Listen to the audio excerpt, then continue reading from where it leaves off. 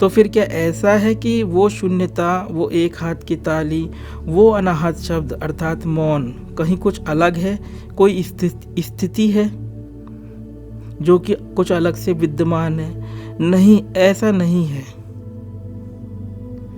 हम ऐसा सोचते हैं कि कहीं वे आत्मा या परमात्मा है और ये भीड़ भाड़ वाला दृश्य प्रपंच, ये जगत उससे भिन्न है। हमारा ये सोचना एकदम गलत बात है।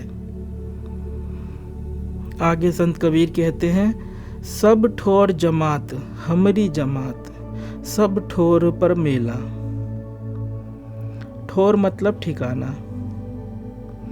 हमारा अवधान, सजगता, अटेंशन कभी इस ठिकाने पर जा टिकती है, कभी उस ठिकाने पर जा टिकती है। कोई आपसे पूछे कि पीछे क्या है और आप कहते हो कि पीछे दीवार है, तो आपके अवधान ने, आपकी सजगता ने, अटेंशन ने पीछे दीवार पर ठोर अथवा ठिकाना ढूंढ लिया। ऐसे ही आगे, पीछे, ऊपर, नीचे और यहाँ तक कि भीतर ठिकाने ही ठिकाने मौजूद हैं। इन सारे ठिकानों पर जमात भी जमा हुआ करती है, भीड़ भी लगा करती है। कैसी है ये जमात? ऐसी है ये जमात कि जैसे सामने एक दृश्य की प्रतीति हुई।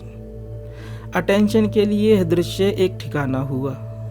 अब विचार द्वारा दृश्य पर नाम एवं रूप की उपाधियों की थोपा थोपी होगी कि ये दीवार है, पीले रंग की दीवार है, उसके आगे सफ़ेद रंग का डबल डोर फ्रिज है, दीवार पर पेंटिंग है, पेंटिंग 5 साल पहले ऑनलाइन ऑर्डर करवाई थी, ना जाने कितनी ही विभिन्न प्रकार की धारणाएं बनेगी। ये है भीड़, जमात।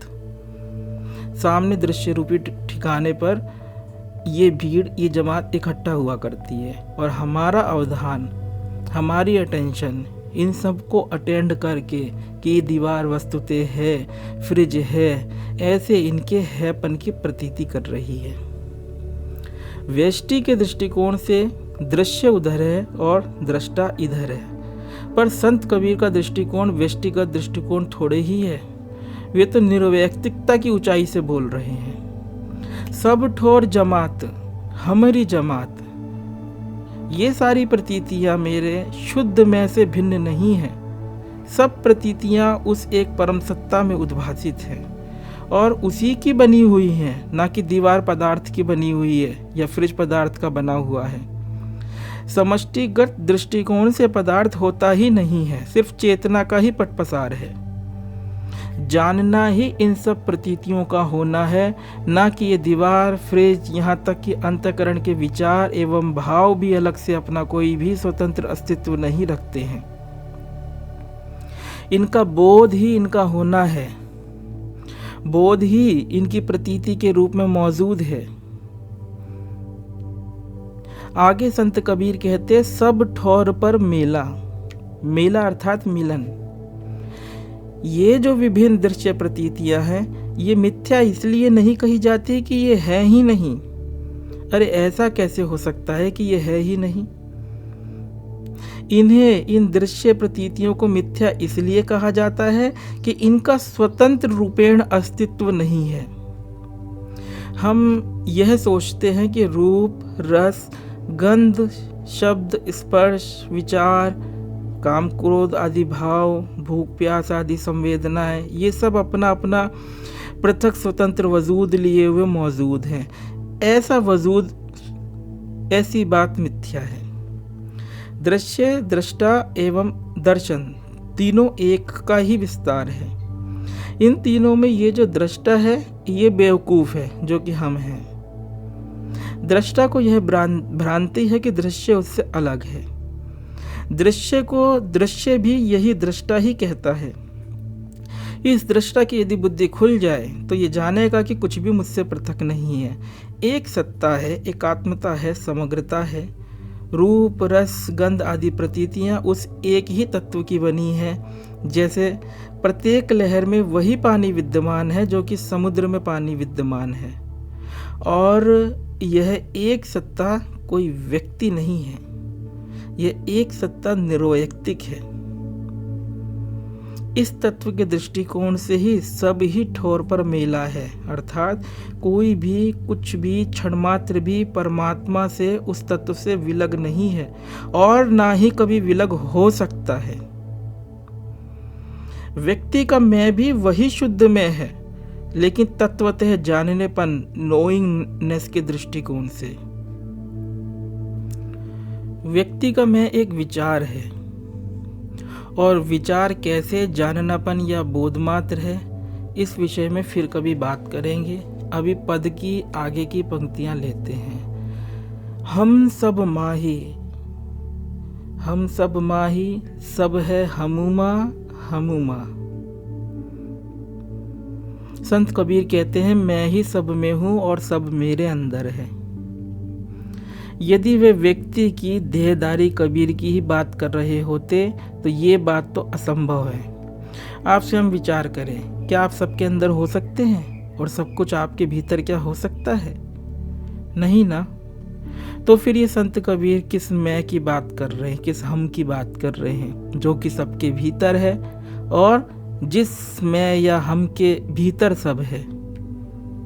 ये तो बड़ी कॉन्ट्राडिक्टरी स्टेटमेंट हुई संत कबीर की। जिस मैं को संत कबीर अपने पद की इन पंक्तियों में हम कह रहे हैं, वो वही मैं है, निर्वैयक्तिक मैं, शुद्ध मैं। आप या हम जब जब सिर्फ मैं शब्द बोलते हैं तो ठीक वही निर्वैयक्तिक सत्ता, वही सत्ता होते हैं, परंतु इस मैं के साथ जब कुछ जोड़ लेते हैं तो सब गुड़ गोबर हो जाता है। हम मैं यह या मैं वह के गोरख धंधे में फंस जाते हैं। उदाहरण के तौर पर जोड़ते हैं मैं शब्द के साथ कुछ, जैसे कि आप बोलते मैं खाऊंगा, बस खाऊंगा बोलते ही गड़बड़ हो गया। खाता यह शरीर है, चलता फिरता डोलता यह शरीर है। मैं बोलते तक तो बात ठीक थी, परंतु मैं खाऊंगा, मैं जाऊंगा, इस प्रकार की अभिव्यक्तियों से, ऐसा बोलने से ये मैं वह मैं ना होकर निर्वैयक्तिक सत्ता, शरीर में, मन में, रमेश में, मुकेश में ऐसा हो गया, अर्थात व्यक्ति भाव हो गया। यदि इसी मैं पर टिक सके तो संत कबीर साहब की ये बातें विरोधाभासी नहीं लगेंगी। उनका मर्म हमें ज्ञात होगा कि कैसे मैं सब में हूँ और सब कुछ मुझ में है। मैं बोलते हुए अपने होनेपन का एहसास है। मैं खाऊंगा ऐसा बोलते हुए अपने शरीर होने का एहसास है। ये जो सिर्फ अपने होने का एहसास है, ये दुनिया का सबसे बड़ा जादू है, जादुओं का भी जादू, क्योंकि इस जादू से ही ये सारा दृश्य प्रपंच आभासित है। अपने होने का एहसास मास्टर चाबी है, जिससे अस्तित्व के रहस्य के ताले का खुलना संभव होता है। ये मेरा होना सबका होना है, ये है पहली बात। इस पहली बात का बोध जब साधक में उदय होता है तो उसे ऐसी प्रतीति होती है, ये वृक्ष भी मैं हूँ, वो दीवार भी मैं हूँ, सब में मैं हूँ। पर इससे आगे की जो दूसरी बात है वह है कि ये सब मुझ में ही है, पदार्थ रूप से नहीं बल्कि चैतन्य रूप से। इसी बात को संत कबीर कह रहे हैं, हम सब माही सब है हमूमा। तो क्या बात यहीं पर खत्म हो गई? नहीं। आगे संत कबीर कहते हैं, हम ही बहुरी अकेला, अर्थात ये सब मैं हूँ ऐसी प्रतीति होते हुए भी मैं अकेला ही हूँ, इन सब से अलिप्त हूँ। इसको इस प्रकार से समझें, जैसे कि फिल्म जिस पर्दे पर प्रसारित होती है, वह पर्दा और फिल्म सदा ही एक दूसरे से मिले हुए हैं, अभिन्न हैं। फिल्म में जो कुछ भी देश काल पात्र घटनाएं हैं वह पर्दे की स्क्रीन की ही निर्मित हैं, उसी में विद्यमान है। परंतु पर्दा फिल्म के दृश्यों से सर्वथा अप्रभावित है। फिल्म में आग लगती है, पर्दा नहीं जलता। फिल्म में बारिश होती है पर पर्दा नहीं भीगता।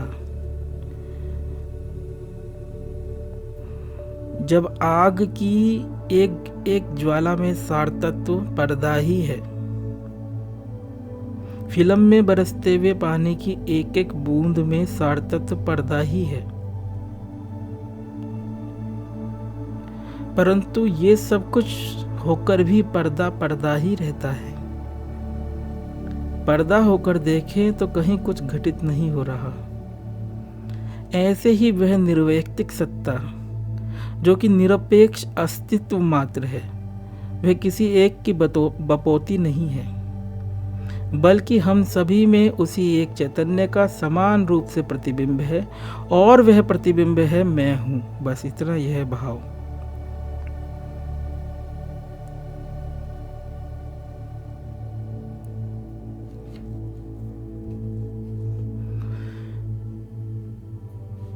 मैं हूं ऐसा भाव ले। संसार अर्थात दृश्य प्रपंच की सत्ता को मिथ्या ना जानकर सत्य करके यदि हमने जाना, तो ये मैं हूं ही, मैं यह हूं, मैं वह हूं के रूप में भाषित होने लगता है, जो कि व्यक्ति भाव है। परंतु यदि मैं हूं बस इतने को सहज भाव से धारण किया तो अनुभूति उपलब्ध है कि कैसे ये मेरा होना सबका होना है। हम सब माही सब है हमुमा। और फिर उससे भी आगे की बात, हम ही बहुरी अकेला, अर्थात ये शुद्ध में, ये शुद्ध चैतन्यता तो इतनी पवित्र है कि सब कुछ होकर भी कुछ नहीं होती। ये संसार का व्यवहार, व्यापार, ये घटनाएं, ये क्रियाएं बस शून्य में शून्य की हिलोर है। इनका सार तत्व शून्यता है और कुछ नहीं। आगे संत कबीर कहते हैं, हम ही सिद्ध समाधि, हम मौनी हम बोले। एक समाधि तो वह है जो कि सीमाबद्ध कालबद्ध होती है, परंतु ये समाधि सतत विद्यमान नहीं रहती, क्योंकि यह आयोजित होती है।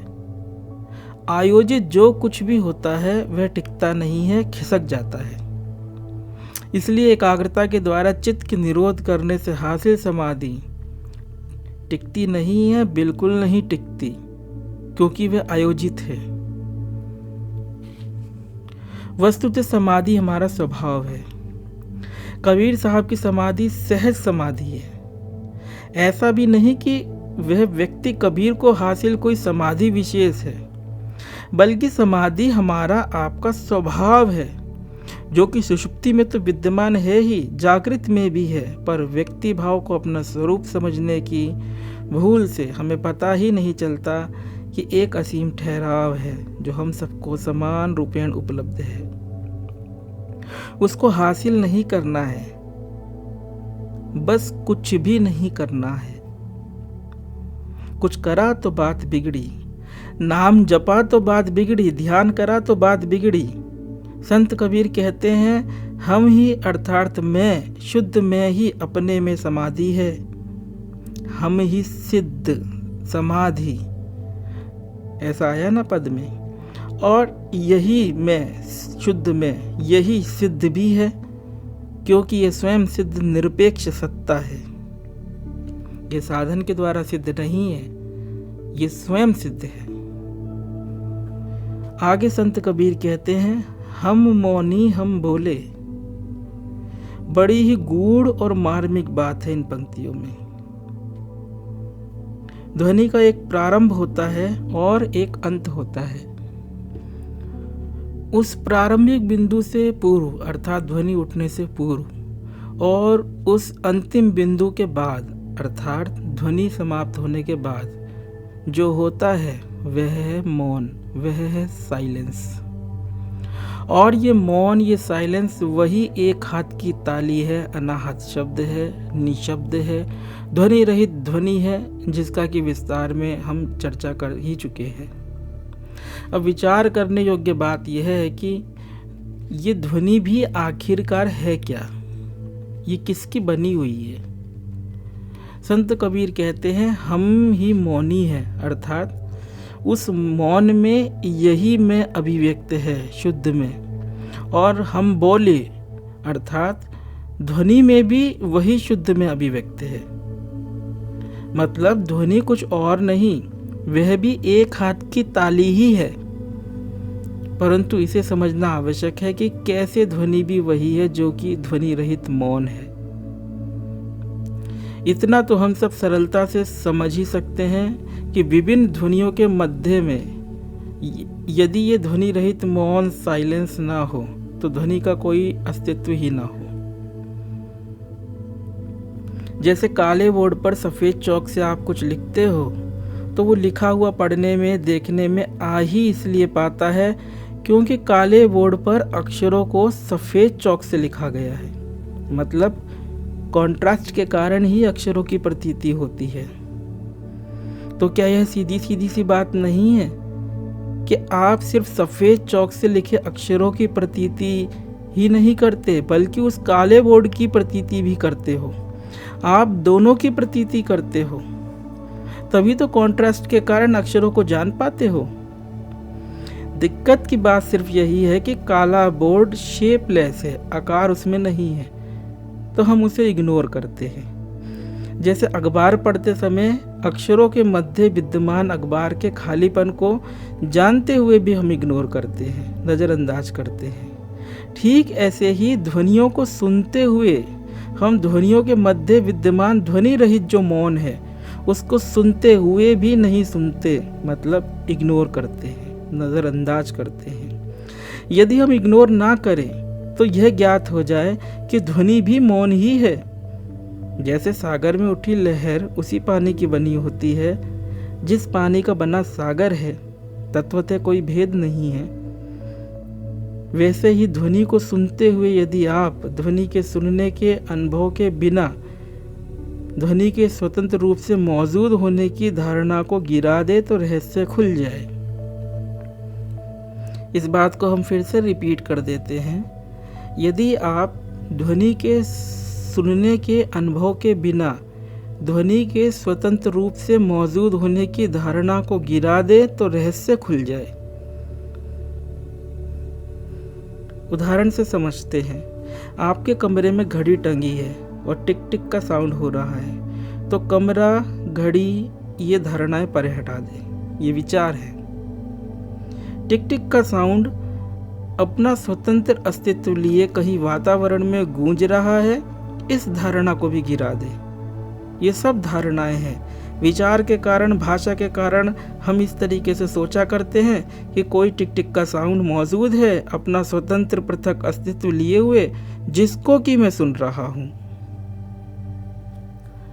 यदि सुनने का अनुभव ही ना हो तो क्या कहीं कोई टिक टिक का साउंड मौजूद है? उसका कोई प्रमाण है? नहीं ना। और यदि होश या जाननापन, अवेयरनेस ही ना हो तो क्या सुनने का अनुभव भी कोई अस्तित्व रखता है? नहीं रखता। आप सामने देख रहे हो, ये एक देखने का अनुभव है, परंतु विचार आते ही कि कोई काम पेंडिंग है तो देखने का अनुभव खत्म, विचार का अनुभव शुरू। आपकी चेतनाएं देखने सुनने के अनुभव के रूप में प्रतिभासित होती है। अर्थात ध्वनि भी वही है जो कि ध्वनि रहित है। सारी आवाजें एक हाथ की ताली ही है। जरूरत है सही दृष्टि की। सही दृष्टि हो तो नल से गिरते टप टप के पानी के स्वर में भी निशब्द ओंकार है। आगे संत कबीर कहते हैं, रूप स्वरूप अरूप दिखा के। 3 शब्द आए इस पंक्ति में। ये 3 शब्द हैं रूप, स्वरूप और अरूप। रूप मतलब शेप, जो कुछ भी आकार प्रकार धारण किए हुए हमें प्रतीत होता है। परंतु इतना ही नहीं, रूप मतलब वह भी जिसकी की कोई शुरुआत और कोई अंत है। अर्थात आकार प्रकार के अतिरिक्त विस्तार भी रूप के ही अंतर्गत आता है। अर्थात जो कुछ भी संभूत प्रतीत होता है, मैनिफेस्ट है, वो सब कुछ रूप के अंतर्गत आता है। इस प्रकार से देखें तो वृक्ष, दीवार आदि जो कि आकार प्रकार आकृति वाले भौतिक पदार्थ हैं, वे तो रूप हैं ही, बल्कि ये विचार, काम, क्रोध, उदासी, निराशा आदि के भाव, भूख प्यास आदि की ये संवेदनाएं, ये मानसिक पदार्थ भी रूप के ही अंतर्गत हैं। संत कबीर ने इन रूपों में उस स्वरूप को देख लिया, रूप स्वरूप अरूप दिखा के उस स्वरूप को देख लिया जो कि रूप न होकर अरूप है, फॉर्मलेस है, शेपलेस है। जो भी ये आकार प्रकार विस्तार वाले भौतिक अथवा मानसिक पदार्थ हैं, इन सभी में पारस्परिक विभिन्नताएं तो हैं, परंतु एक तत्व ऐसा है जो कि इन सब विभिन्नताओं के होते हुए भी सब में मौजूद है, कॉमन है। वह तत्व है इनका होनापन। वृक्ष है, ये एक धारणा है जो कि विचार के कारण है, परंतु जो हैपन, ये जो है उसी पर ये धारणा आरोपित है।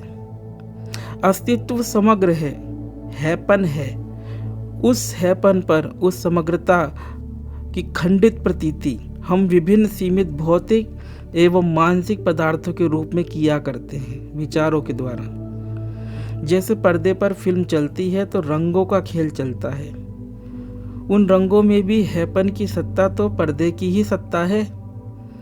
फिल्म शुरू होने से पूर्व, फिल्म चलते समय, फिल्म खत्म होने के बाद वो पर्दा सदा सर्वदा जस का तस विद्यमान रहता है और उस पर्दे के बिना फिल्म का चलना संभव भी नहीं हो सकता। फिल्म में बहुत कुछ घटित हो जाता है, बहुत सी घटनाएं घट जाती हैं, हंसना रोना धोना जीना मरना हो जाता है, परंतु पर्दा तो पर्दा ही रहता है। ठीक ऐसे ही ये विभिन्न नाम रूप वाली प्रतीतियाँ, ये भौतिक एवं मानसिक पदार्थों की प्रतीतियाँ बदलती रहती हैं, आती जाती रहती हैं, परंतु जिस समग्र अस्तित्व पर इनका होने एवं बदलने की प्रतीतियाँ इनकी होती है, वह समग्र अस्तित्व अपना हैपन लिए सतत विद्यमान रहता है। ये हैपन ही संत कबीर का हम शब्द है। उसी हैपन को हम इस सत्संग में शुद्ध में कह रहे हैं, जो कि वैयक्तिक सत्ता नहीं होकर निर्वैयक्तिक सत्ता है। ये स्वरूप है, अर्थात हमारा अपना स्वरूप है, जो कि अरूप है, अर्थात शेपलेस बीइंग है, फॉर्मलेस है, निर्गुण निराकार है। तो जब बात ऐसी ही है तो ये सब संसार का व्यवहार क्या है? इसके विषय में कबीर साहब कहते हैं, हम ही में हम तो खेले। ये सब शुद्ध में का खेल मात्र है। इसी को यदा कदा हम अपने सत्संग में शून्य की हिलोर कहते हैं। और इसी बात को भगवान श्री कृष्ण गीता के 4 अध्याय के 24वें श्लोक में इस प्रकार से कहते हैं, ब्रह्मार्पणम ब्रह्महवि ब्रह्माग्नो ब्रह्मणाहुतम ब्रह्मेव तेन गंतव्यम ब्रह्म कर्म समाधिना। अर्थात जिस यज्ञ में अर्पण अर्थात स्त्रुआ आदि ब्रह्म है, हवन किए जाने योग्य भी जो द्रव्य है वो ब्रह्म है, तथा ब्रह्म रूप कर्ता के द्वारा ब्रह्म रूप अग्नि में आहुति देना रूप क्रिया भी ब्रह्म है। उस ब्रह्म कर्म में स्थित रहने वाले योगी द्वारा प्राप्त किए जाने योग्य भी ब्रह्म ही है। पूरा श्लोक इसका यह अर्थ कठिन जान पड़ता होगा, पर संत कबीर इसी बात को एक ही पंक्ति में निपटा देते हैं, हम ही में हम तो खेले। यहाँ दूसरा कोई है ही नहीं, शून्य में शून्य की हिलोर है। संसार व्यवहार कर्म क्रिया घटनाएं ये सब की सब दृष्टा की प्रतीतियां हैं, उसकी उलझन है, ना कि शुद्ध में की। श्रीलंकाई बौद्ध ग्रंथों में भगवान बुद्ध का एक वचन हमें याद आता है। अभी ग्रंथ का नाम तो हमें अब याद नहीं, वो वचन है, घटनाएं घटती हैं, कर्म होते हैं, पर उन कर्मों का कोई कर्ता नहीं है।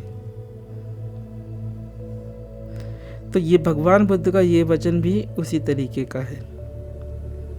संत कबीर आगे कहते हैं, कहे कबीरा जो सुनो भाई साधो, ना ही न कोई इच्छा, कोई इच्छा नहीं है, अपेक्षा नहीं है, सब अपने से हो रहा है। इच्छा का ना होने का मतलब यह बिल्कुल भी नहीं है कि कोई संकल्प, कोई विचार ही नहीं है। एक बार एक साधु को हमने कहते सुना कि हमें यह समझ में नहीं आता कि जब कोई महापुरुष हो जाता है, मन मिट जाता है, तो ये महापुरुष बोलते कहते जो रहते हैं, उपदेश करते रहते हैं, ये सब आखिर होता कैसे है। ये एक अच्छा उदाहरण है लोगों के अज्ञान का। यदि संकल्प नहीं है तो वो महापुरुष नहीं, मुर्दा है, मुर्दा। लोगों को क्या है, इकट्ठा होकर जमात बनाकर अपने अपने गुरुओं को महापुरुष, युगावतार, विश्व गुरु, परमहंस, अनंत श्री विभूषित 108, 1008 पता नहीं क्या क्या बना डालते हैं। छानबीन करी जाए तो एक भी विदेश में आश्रम नहीं होगा, ना एक भी विदेशी शिष्य होगा। लोग विश्व गुरु का सर्टिफिकेट लेके बैठ जाते हैं, हो गए विश्व गुरु। ओशो जब छत्तीसगढ़ के रायपुर जिले में प्रोफेसर पद पर कार्य कर रहे थे, तब जहाँ पर वे रहते थे उसके नज़दीक में ही एक कमरे का एक आश्रम था। बाहर गुरुजी का बोर्ड लगा था, जगत गुरु फलाने फलाने नंद। उस एक कमरे के आश्रम में गुरु रहते थे और एक ही उनका चेला था। ओशो का तब नाम रजनीश था।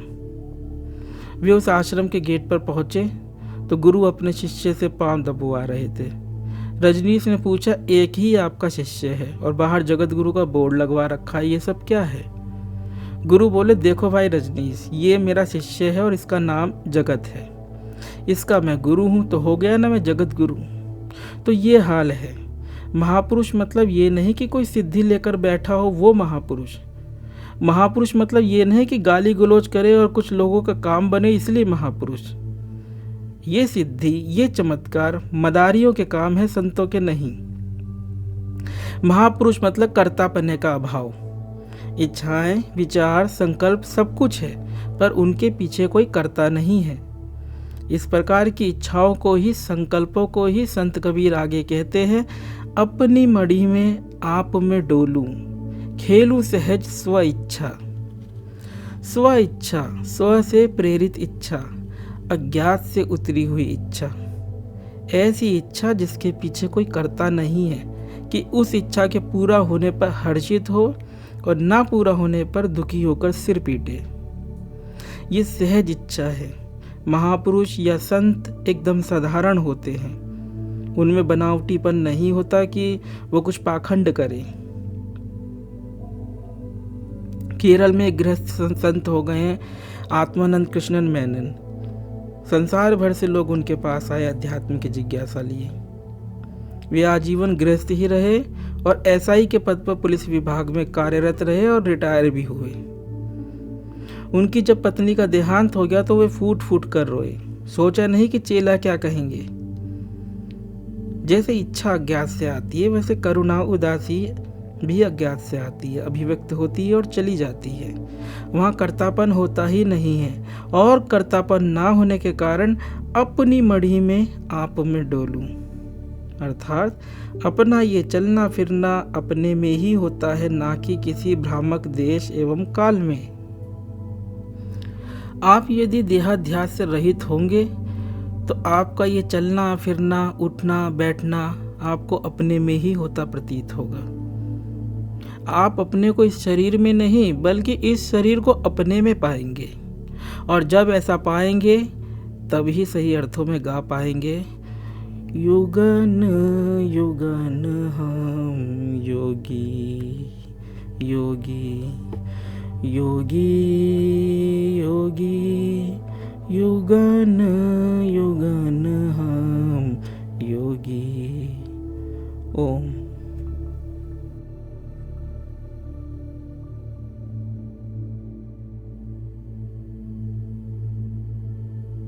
अगर आपको यह वीडियो पसंद आया है तो वीडियो को लाइक जरूर करें और चैनल को सब्सक्राइब कर इस ज्ञान के प्रवाह में अपनी श्रद्धांजलि अर्पित करें।